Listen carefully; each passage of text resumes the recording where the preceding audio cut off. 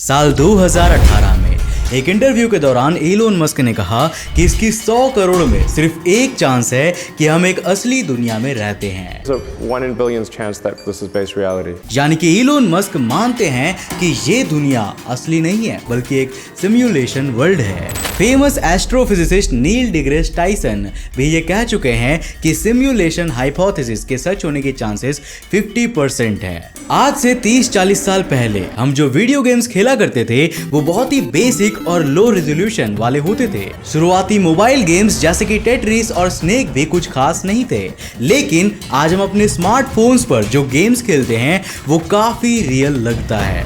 यहाँ तक कि अब तो वर्चुअल रियलिटी गेम्स भी आ चुके हैं। एडवांस होती इस दुनिया में हम अपनी ही दुनिया को धीरे धीरे मोबाइल और कंप्यूटर्स के अंदर सिम्युलेट कर रहे हैं और क्या पता आने वाले समय में हम पूरे यूनिवर्स को ही सिम्युलेट कर डालें। पर अगर मैं कहूँ कि ये पूरा यूनिवर्स पहले से ही एक सिम्युलेशन है तो क्या आप मुझ पर बिलीव करोगे? आज के इस वीडियो में मैं आपको सिमुलेशन हाइपोथेसिस की मदद से इसी सवाल का जवाब देने वाला हूँ। तो हेलो गाइस, मैं हूं कौशिक और चलिए चलते हैं सिमुलेशन की दुनिया में।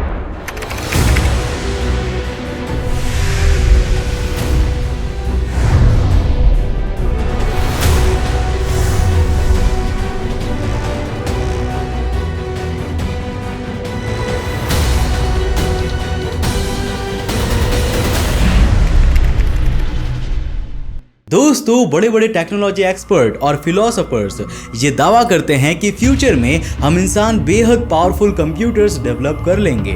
अगर ये सच हो जाए तो हमारी फ्यूचर जनरेशंस अपनी पास्ट को समझने के लिए अपने पूर्वजों का एक डिटेल्ड सिमुलेशन तैयार कर सकता है और सिमुलेशन को प्ले करके अपने इतिहास के बारे में जान सकता है। हम इंसान आज भी सोलर सिस्टम और कई सारे एक्सपेरिमेंट्स का कंप्यूटर सिमुलेशन तैयार करते हैं। हालांकि उसमें अंतर ये होता है कि ऐसे सिमुलेशंस में इंसानों की तरह सोचने समझने की शक्ति नहीं होती है। अब जरा आप ये सोचिए कि उन्होंने कॉन्शियसनेस यानी कि चेतना को सिमुलेट करने का तरीका निकाल लिया तो वो लोगों को बड़े ही डिटेल में सिमुलेट कर पाएंगे। तो क्या ऐसा नहीं हो सकता कि आज हम जिस दुनिया में रह रहे हैं और यहाँ जो भी इंसान है वो असली नहीं बल्कि एक सिमुलेशन ही है? क्या ऐसा नहीं हो सकता कि हम क्रिएटर्स नहीं बल्कि एक क्रिएशन मात्र हैं? ये मैं नहीं कह रहा, ये वर्ड्स है स्वीडन के एक फिलोसोफर निक बॉस्ट्रॉम के। ये वही इंसान है जिन्होंने आधुनिक समय में सिमुलेशन हाइपोथेसिस को पॉपुलर किया है। सिमुलेशन हाइपोथेसिस हमारे एग्जिस्टेंस के नेचर को लेकर दिया गया एक प्रपोजल है। इसके अनुसार हम इंसान, धरती के सारे जीव, यहाँ तक कि धरती और ये पूरा का पूरा यूनिवर्स एक आर्टिफिशियल सिमुलेशन है? मतलब कितना ही अजीब थॉट है ना दोस्तों। हम इंसान इस यूनिवर्स में जो भी एक्सपीरियंस करते हैं और जो भी देखते हैं वो इसका सिर्फ एक छोटा सा हिस्सा होता है। मेरा मतलब कि हम इस पूरे यूनिवर्स को एक ही बार में नहीं देख सकते हैं, है ना? एक बार में जितना हमारी सेंसेस देखती है वही हम देखते हैं और वही हम सुनते हैं। फिजिक्स की हमारी करंट अंडरस्टैंडिंग ये अलाउ नहीं करती कि हम यूनिवर्स के प्रेजेंट लाखों करोड़ों चीजों को सिमुलेट कर पाएं। लेकिन क्या हमें इन सभी चीजों को सिमुलेट करने की जरूरत है? जी नहीं। हमें तो केवल उतना ही सिमुलेट करना है जिससे कि हम अपने आप को ये विश्वास दिला सके कि भाई मैं जिस यूनिवर्स में रह रहा हूं वो बिल्कुल असली है। अब मेरी बात को जरा ध्यान से सुनना। इस यूनिवर्स में हमें अरबों खरबों गैलेक्सीज बनाने की जरूरत ही क्या है? हम इंसान ना तो कभी उन्हें डिटेल में जान पाएंगे और ना ही वहां तक पहुंच पाएंगे। तो दूर से देखने के लिए एक फोटो भी लगा दी जाए तो हमें सब कुछ रियल ही लगेगा, है ना?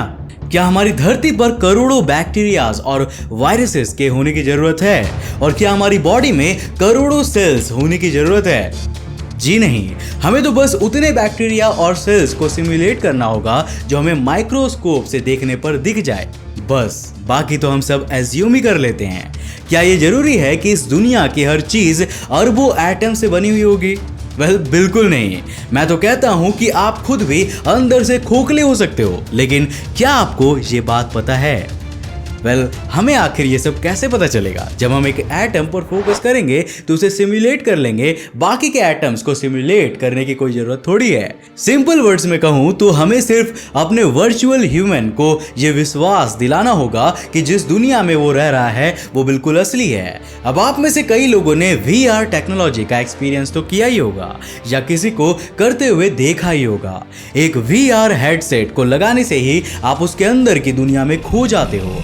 आपका दिमाग उसमें दिखने वाले विजुअल्स को ही रियल मान लेता है, मतलब उसके अंदर की दुनिया और हमारे रियल दुनिया में कोई भी अंतर नहीं कर पाता और उसमें भी वो सेम रिएक्ट करने लगता है। अब मैं आपको एक फन फैक्ट बताता हूँ। क्या आपको पता है कि रशिया के मॉस्को सिटी के पास एक डायरी फार्म है जिसका नाम है रसमोलोको।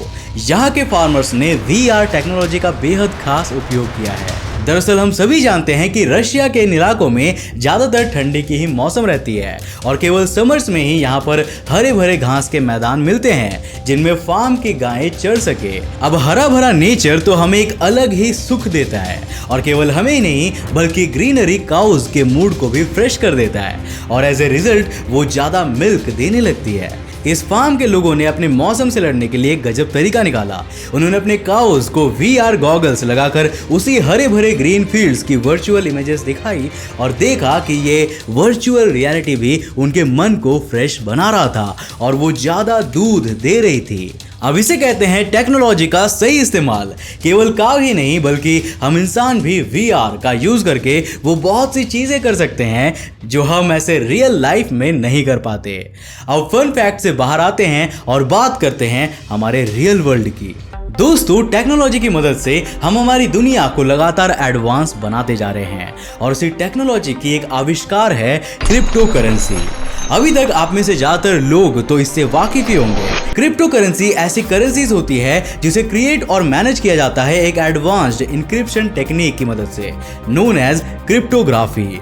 ये एक वर्चुअल करेंसी है और लोग इसमें इन्वेस्ट करके इसमें से अच्छा खासा रिटर्न्स कमाते हैं। अब इस क्रिप्टो करेंसी की जो सबसे खास बात है वो ये है कि इसे कोई भी देश के मिनिस्टर्स रेगुलेट नहीं करती है और इनका इस पे कोई भी कंट्रोल नहीं होता है, बल्कि इसका कंट्रोल हम जैसे आम लोगों के हाथों में होता है जो इसमें इन्वेस्ट करते हैं। अब अगर हम लोग ज्यादा क्रिप्टो करेंसी में इन्वेस्ट करेंगे तो इसकी वैल्यू और भी ज्यादा बढ़ती जाएगी और हम अपने पैसों से और भी पैसे बना पाएंगे।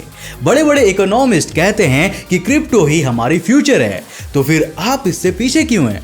अबे यार, कैसे खरीदे? क्रिप्टो करेंसी इतना मुश्किल है कि ससुरा हमको समझ ही नहीं आता है। अरे भैया कोई बात नहीं, इसका हल लाए हैं ना हम। आप डाउनलोड कीजिए CoinSwitch Kuber app. CoinSwitch Kuber crypto currency में ट्रेड करने के लिए इंडिया का मोस्ट ट्रस्टेड प्लेटफॉर्म है और उसका यूजर इंटरफेस बहुत ही सिंपल बनाया गया है जिसे कोई भी इजीली समझ सकता है। यहाँ आप सभी मेजर क्रिप्टो करेंसीज जैसे बिटकॉइन, डॉजकॉइन और इथेरियम एक्सेट्रा को बाई और सेल कर सकते हो बड़े ही आसानी से। आपको करना बस इतना है कि डिस्क्रिप्शन में दिए हुए मेरे लिंक से इस ऐप को डाउनलोड करो और केवल 5 मिनट में अपना KYC कंप्लीट कर लो एंड बस you are ready for your crypto journey. अब आप यहाँ 100 रुपए का डिपॉजिट करके क्रिप्टो करेंसी में इन्वेस्ट कर सकते हो एंड इसे सीख सकते हो।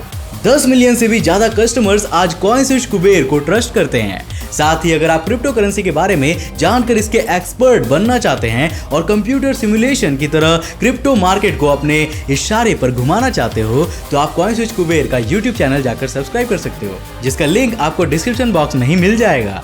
ये क्रिप्टो करेंसी के बारे में आपको ढेर सारा ज्ञान देते हैं। अब डिस्क्रिप्शन में दी हुई मेरी लिंक से इस ऐप को अगर आप डाउनलोड करोगे तो आपको 50 रुपए के बिटकॉइंस बिल्कुल फ्री मिलेंगे। तो सोच क्या रहे हो, कॉइनस्विच कुबेर ऐप को डाउनलोड कर एंड ट्रेड कर बेफिक्र। वेल, अब लौटते हैं हमारे सिम्युलेटेड वर्ल्ड में।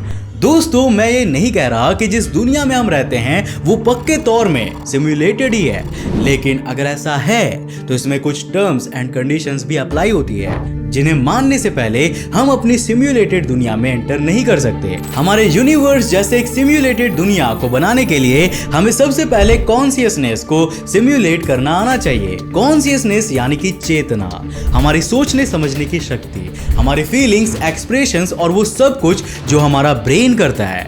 आपको बता दूं कि हमारा ब्रेन सिर्फ 1 सेकेंड का कोई काम करने के लिए 10⁻20 ऑपरेशंस परफॉर्म करता है। मतलब सिर्फ 1 सेकेंड को सिम्युलेट सिमुलेट करने के लिए हमें 10⁻20 ऑपरेशंस को सिमुलेट करना होगा। अब मान लीजिए कि हम धरती पर रहने वाले 780 करोड़ लोगों को 60 साल की एवरेज एज के हिसाब से सिमुलेट करते हैं, तो 780 करोड़ मल्टीप्लाई 60 साल और यहाँ पर एक साल में करीब 3 crore seconds multiply 10⁻20 operations. Well, actual calculations पर ना जाते हुए अगर हम इसे कुछ 10⁻40 ऑपरेशंस भी मान ले तो ये यूनिवर्स में प्रेजेंट स्टार से भी कई गुना ज्यादा है। अब अगर हमें ऐसा कुछ करना है तो हमें ऐसे कंप्यूटर्स चाहिए होंगे जो इतने एडवांस्ड हो कि इतने सारे ऑपरेशंस को हैंडल कर सके। लेकिन क्या ये पॉसिबल है? वेल, थियोरेटिकली तो यस। आपने मैट्रियोस का ब्रेन के बारे में तो सुना होगा।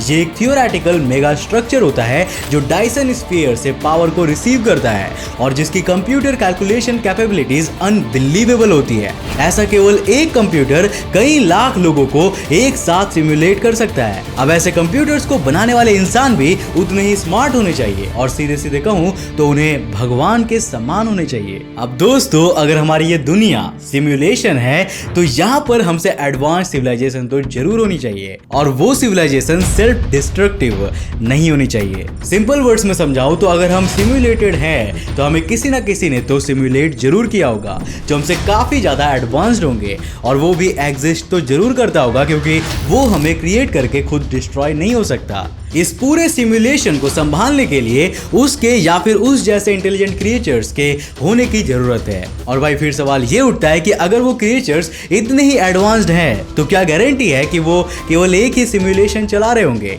क्या पता हम और हमारा ये यूनिवर्स एक ही कंप्यूटर में चल रही सिमुलेशन है और वो इंटेलिजेंट क्रिएचर्स ऐसे एक दो नहीं बल्कि लाखों करोड़ों सिमुलेशंस चला रहे होंगे। अगर आप बंदरों के एक ग्रुप के साथ बैठ जाओगे और उन्हें फिजिक्स के कॉन्सेप्ट को समझाओगे तो वो चाहे कितना भी ट्राई कर ले उन्हें कुछ भी समझ में नहीं आएगा। बंदर H.C. वर्मा के सवालों का हिस्सा तो बन सकते हैं लेकिन वो खुद H.C. वर्मा तो नहीं बन पाएंगे। अब यही एग्जाम्पल हम इंसानों और उन इंटेलिजेंट क्रिएचर्स पर अप्लाई करके देखिए। हमारी नॉलेज और अंडरस्टैंडिंग उनके सामने कुछ भी नहीं होगी एंड फॉर दैट रीजन हम ये सोच भी नहीं सकते कि क्या क्या पॉसिबल हो सकता है। उन इंटेलिजेंट क्रिएचर्स के पास अनलिमिटेड कैपेसिटी वाले सुपर कंप्यूटर्स होंगे और उनका दिमाग हमारे कंपैरिजन में कई गुना ज्यादा होगा। अब यहाँ पर आप एक बात तो नोटिस कर ही रहे होंगे कि हम कई सारी चीजों को केवल अज्यूम करके ही चल रहे हैं और उनका रियलिटी से कोई भी लेना देना नहीं लग रहा है। और यही रीजन है कि सिम्युलेटेड हाइपोथेसिस काफी कंट्रोवर्शियल है और लोग इसका विरोध करते आए हैं। कई साइंटिस्ट इसे बिल्कुल बकवास मानते हैं तो कई इस पर पूरा विश्वास करते हैं। अब हमारा ये यूनिवर्स सिम्युलेटेड है या रियल है, भाई ये तो मैं नहीं बता सकता और हमें ये जानकर करना भी क्या है। चाहे आप रियल हो या सिम्युलेटेड, आपको अपनी लाइफ जीनी है तो ट्राई करो कि आप इसे हेल्दी, हैप्पी और सक्सेसफुल बना सको। एंड यस, प्रार्थना करना कि अगर हमारी दुनिया सिम्युलेटेड है तो कोई इस कंप्यूटर का प्लग निकाल ना दे, नहीं तो सारा सिमुलेशन खत्म हो जाएगा। वैसे आप इसके बारे में क्या सोचते हैं? क्या ये दुनिया रियल है या सिम्युलेटेड? एक्सपर्ट्स अपनी राय कमेंट बॉक्स में जरूर देना। अगर आप भी क्रिप्टो करेंसी में इन्वेस्ट करना चाहते हो तो कॉइनस्विच कुबेर ऐप को डाउनलोड करना मत भूलना। मुझे उम्मीद है कि आज के इस वीडियो से आपको काफी कुछ नया सीखने को मिला होगा। अगर मिला तो इस वीडियो को लाइक करने के साथ साथ अपने फ्रेंड्स और फैमिली के साथ शेयर जरूर करना। एंड अगर आप नए हो इस चैनल पे तो ऐसे इंटरेस्टिंग वीडियोस के लिए इस चैनल को सब्सक्राइब करने के साथ साथ नोटिफिकेशन बेल को ऑन करना ताकि आप देख सको हमारे वीडियो सबसे पहले। तब तक के लिए बाय, जय हिंद।